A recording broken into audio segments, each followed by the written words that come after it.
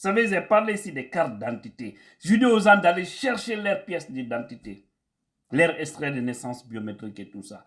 Mais voilà, là aussi, il y a un autre problème. Un véritable problème. Parce que nous avons les retours encore des citoyens. Quelqu'un qui me dit, mon frère, je suis allé pour avoir ça, avoir un extrait de naissance biométrique et une carte d'identité pour me permettre de faire mon passeport. Et aussi, j'ai un autre projet que je dois développer. Mais ils m'ont tourné, ils m'ont roulé dans la farine. Il envoie le papier, on dit non, que votre lieu de naissance, c'est à Seredou. Donc, il y a des erreurs, ceci, cela. Vous devez rétablir cela. Le monsieur se déplace. Comme il était dans le besoin, il se déplace pour régler tous ces problèmes.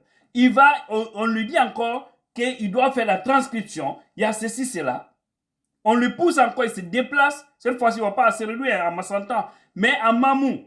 Parce que c'était un peu lié. Il est originaire de Mamou, le monsieur. Et là aussi, il envoie le papier.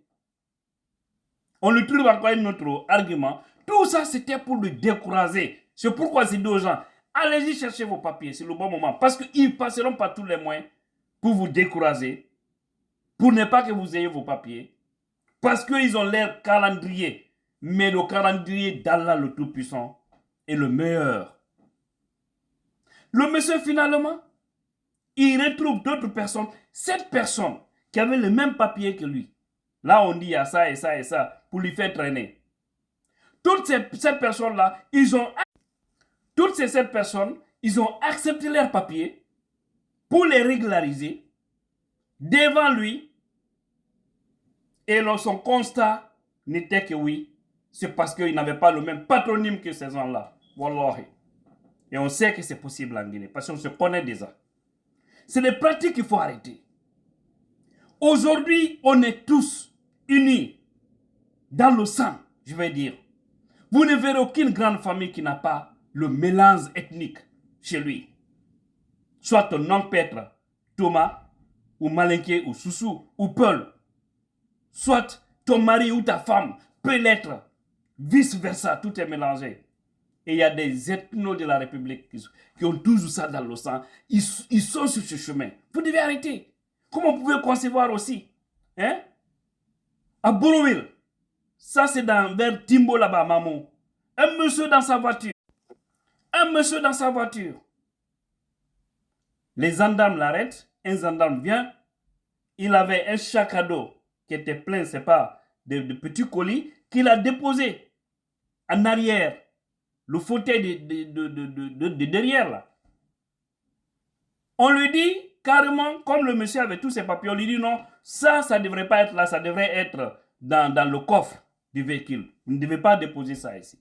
Ça c'est 15 arts de loi. Loi fabriquée.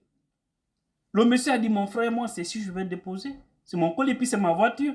Ce n'est pas un transport en commun. Il dit, ah oui, je sais. Savez-vous, on vous connaît, go. Voilà, vous les gens là, vous les gens de Bambeto là, on vous connaît. Mais on va vous finir ici un à un.